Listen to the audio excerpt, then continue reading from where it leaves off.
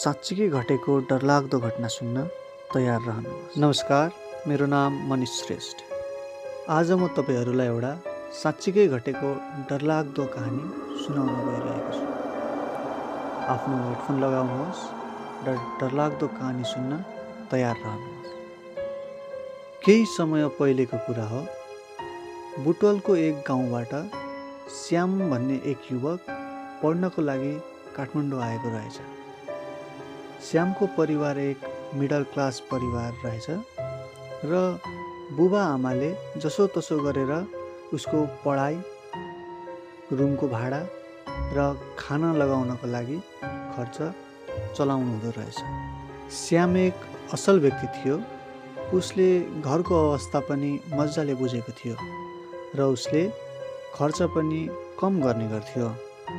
काठमाडौँ जस्तो ठुलो सहरमा पढाइ र रोजगारीको धेरै अवसर छ भनेर ऊ गाउँदेखि सहरतर्फ आएको हुन्छ। कलेज सुरु हुन लागेकोले श्याम एक्लै सबै सामानहरू लिएर काठमाडौँ आउँछ। उसको साथीहरू पनि काठमाडौँ भर्खरै पढ्नको लागि नै भनेर केही महिना अगाडि आइसकेका हुन्छन् र सबैजनाको लागि काठमाडौँ नयाँ सहर नै थियो। श्याम 1-2 दिनको लागि भनेर रुम खोज्छ र रुम नपाएपछि उसले साथीकोमा 1-2 दिन बस्छ। काठमाडौँको त्यो महँगो सहरमा रुम कहाँ सजिलै पाइन्छ र उसले धेरै रुम खोज्ने प्रयास गर्छ। सहरको मुख्य चोक र गल्लीमा केही रुम त भेटिएको थियो, तर श्यामसँग त्यति महँगो रुममा बस्ने पैसा भने थिएन। उसलाई घर खर्च चलाउन पनि धावा पर्थ्यो। उसले अरू रुम खोज्छ र रुम खोज्दै गर्दा मुख्य चोकबाट अलिक टाढा, लगभग 45देखि 1 घन्टा लाग्ने ठाउँमा एउटा रुम पाउँछ। रुम अलिक टाढा थियो र घरको छेउछाउमा जङ्गल पनि थियो। अनौठो कुरा के थियो भने त्यो 2 तलेको घरमा कोही पनि थिएन। घरको धनी पनि त्यो घरमा नबसेर मुख्य चोकमा बस्दो रहेछ र रुमको भाडा अरूको भन्दा निकै नै कम थियो। यत्रो ठुलो घर, तर कोही पनि अरू भाडामा बस्ने मान्छे थिएन। यो देखेर श्यामलाई अनौठो चाहिँ लागेको नै थियो, तर रुमको भाडा सस्तो भएकोले नचाहँदा पनि मजबुरन उसले रुम लिन्छ।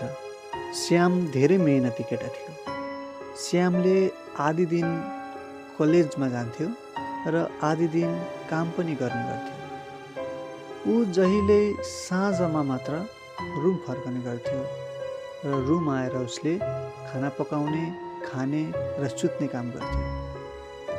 अहिलेसम्म सबै सामान्य नै थियो। केही कुरा उसलाई अनौठो लागेको थिएन। तर एक दिनको कुरा हो, राति अचानक उसको आँखा खुल्छ। घडी हेर्दा रातिको लगभग 11:55 भएको रहेछ। बाहिर कुकुरहरू पनि भुकिरहेका थिए र डरलाग्दो आवाजहरू पनि श्यामले सुनिने गएको थियो। केही क्षणपछि उसलाई कोठा बाहिर कोही छ कि जस्तो महसुस हुन थाल्छ, तर उसले त्यति ख्याल चाहिँ गर्दैन। केही क्षणपछि कोठा बाहिर कसैले बोलाएको जस्तो उसलाई लाग्न थाल्छ। त्यो घरमा ऊ एक्लै थियो। त्यो एक्लो हुँदाखेरि कसले बोलाएको होला भनेर उसले सोच्न थाल्छ। उसलाई लाग्छ छिमेकीहरू आएको हो कि भनेर उसले एक मनले सोच्न पनि थाल्छ। त्यसकै 1-2 मिनटपछि बाहिरबाट उसको नाम लिँदै एक युवतीको आवाजमा बाहिर आऊ, म पर्खिरहेको छु भन्दै उसलाई बोलाउन थाल्छ। ऊ जुरुक्क उठ्छ र ढोका खोल्छ। यताउता हेर्छ, तर बाहिर कोही पनि थिएन। उसलाई आफ्नै भ्रम पो हो कि भनेर ऊ भित्र फर्कन्छ। उसले अनि ढोका बन्द गर्छ। ऊ डराएको पनि थियो। त्यसपछि ऊ सिरकभित्र पसेर गुटुमुटु पर्दै सुत्न खोज्छ। थाहा नपाउँदै कतिखेर ऊ निदाएछ र कति छिटो बिहान भएछ। बिहान उसको अलार्म बज्छ र ऊ बिउजिन्छ। उसलाई बिहानै कलेज पनि जानुपर्ने हुन्छ। ऊ हतार कलेजको लागि तयार भएर कलेज पुग्छ। कलेज पुगिसकेर उसले आफ्नो साथीहरूलाई भेट्छ र आफ्नो साथीहरूलाई उसले रातिको सबै कुरा सुनाउँछ। श्यामको केही साथीहरूले उसको आफ्नै भ्रम होला भनेर भन्छन् र कतिपय साथीहरूले भूत पो हो कि भनेर पनि शङ्का गर्न थाल्छन्। श्यामले भन्छ, यो जमानामा पनि भूत प्रेत हुन्छ र यो सबै अन्धविश्वास हो भन्न थाल्छ र रातिको कुरा केवल उसको भ्रम होला भन्दै साथीहरूलाई सुनाउँछ। कलेजको पढाइ सकेर अनि काम पनि गरेर आउँदा श्यामलाई घर आउँदा साँझ पनि परिसकेको थियो। ऊ जब कोठाको छेउमा आउँछ उसको कोठाको नजिकैको अर्को कोठा खुल्ला देख्छ र त्यो अर्को रुमबाट एउटा धेरै राम्री र लामो कपाल भएको युवती बाहिर आउँदै गरेको श्यामले देख्छ। ती युवतीले पनि श्यामलाई देख्छिन् र उनीहरू बीच परिचय हुन्छ। युवतीले भन्छन्, मेरो नाम सुशीला हो र आजदेखि म यो रुममा सरेको हो। म पनि पढ्नको लागि गाउँबाट सहरसम्म आएको हो भन्दै उसले सुनाउन थाल्छ। श्यामले पनि आफ्नो परिचय दिन्छ र अर्को कलेजमा पढ्ने बताउँछ र पढाइमा केही समस्या भए मलाई सोध्नु भन्दै श्यामले युवतीलाई भन्छ। युवतीले हुन्छ भन्छन् र दुवैजना आफ्नो रुमतर्फ जान्छन्। घर धनीले युवतीलाई बस्नको लागि रुम भाडामा दिएको होला भनेर श्यामले पनि त्यति बढी केही सोच्दैन। युवती अलिक अजिब किसिमको थियो। युवती जहिले साँझ र राति मात्र देखिन्थिन्। दिनको समय उसको रुम जहिले बन्द नै हुने गर्थ्यो। केही दिन बित्दै गयो। श्याम र सुशीला मिल्ने साथी बन्छन्। दिन बित्दै जान्छ र श्याम र सुशीलाको सम्बन्ध मायामा परिणत हुन्छ। दुवैजनाले सँगै बाँच्ने सँगै मर्ने भन्ने कसम खान्छन्। ती युवती साँझतिर श्यामको रुममा आउने र दुवैजना एकअर्कासँग गफ गर्ने र बस्ने पनि गर्न थाल्छन्। सबै कुरा राम्रो नै चलिरहेको थियो, तर 2-3 हप्तापछि श्याम धेरै नै बिरामी पर्न थाल्छ। श्यामको शरीर सुकेर हड्डी छाला भइसकेको थियो। उसले डाक्टरलाई देखाउँछ तर केही रोग पनि पत्ता लाग्दैन। श्याम धेरै नै बिरामी पर्न थाल्छ। धेरै नै बिरामी परेको देखेर श्यामको बुबा आमा पनि उसलाई भेट्न भनेर सहर आउनुहुन्छ।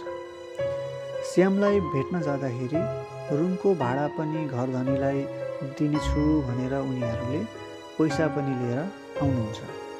घर धनी पनि घर आउँछ र कुरा गर्दा गर्दै कुरै कुरामा श्यामले अर्को रुममा आएको नयाँ युवतीको कुरा निकाल्छ। श्यामले अर्को रुममा देखेको युवतीको कुरा सुनेर घर धनी अचम्ममा पर्छ र उसको अनुहार कालो निलो हुन्छ। उसले भन्छ, मैले तिमीलाई बाहेक अरूलाई रुम भाडामा दिएको छैन। त्यो घर धनीले श्यामलाई त्यो भुतिया घरको बारेमा लुकाएको रहेछ। 1 वर्ष अघि जतिको कुरा हो। सुशीला भन्ने एक राम्री युवती अर्को रुममा बस्दो रहेछ र एक दिन अचानक उसको मृत शरीर फेला पर्छ। सुशीलालाई उसकै प्रेमीले मारेको हुन्छ, तर प्रेमीको परिवार धेरै धनी रहेको त्यसैले केसलाई दबाएर बन्द गरिएको रहेछ। सुनिसकेपछि श्याम र उसको बुवा मम्मी धेरै नै डराउँछन् र श्यामको बुवा मम्मीले श्यामलाई हतार हतार झाँक्रीकोमा लिएर जानुहुन्छ। झाँक्रीले श्यामको कुरा सबै सुन्छ र सबै सुनिसकेपछि झाँक्रीले एउटा उपाय दिन्छ।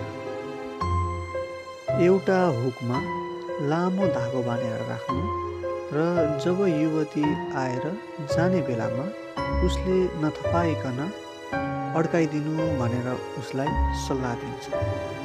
जब साँझ पर्छ त्यो युवती फेरि श्यामको कोठामा आउँछ। श्यामसँग गफ गर्न थाल्छ। श्यामले नथपाउने गरी झाँक्रीले भने जस्तै त्यो युवतीको लुगामा धागो अड्काइदिन्छ। धागो धेरै लामो हुन्छ र केही छिनपछि धागो सर्न रोकिन्छ। जब रात बितेर बिहान हुन्छ, श्याम, उसका बुबाआमा र तान्त्रिक लगायत गाउँका केही मान्छेहरू धागोको पछि गर्दै जान्छ। त्यो धागो एउटा जङ्गलको च्यानमा पसेको रहेछ। त्यसपछि तान्त्रिकले केही मन्त्र पढ्न थाल्छ। केही मन्त्र पढिसकेपछि त्यहाँभित्रको हड्डीहरूलाई निकालेर उसले जलाउँछ। यो सबै कुरा गाउँभरि फैलिसकेको थियो। गाउँलेहरूले सुशीलाको केसलाई फेरि रिओपन गर्छन् र सुशीलाको प्रेमीलाई सजाय दिन्छन्। अन्तिममा सुशीलाको आत्माले पनि शान्ति पाउँछ र श्याम पनि अर्को ठाउँ भाडामा बस्न थाल्छ।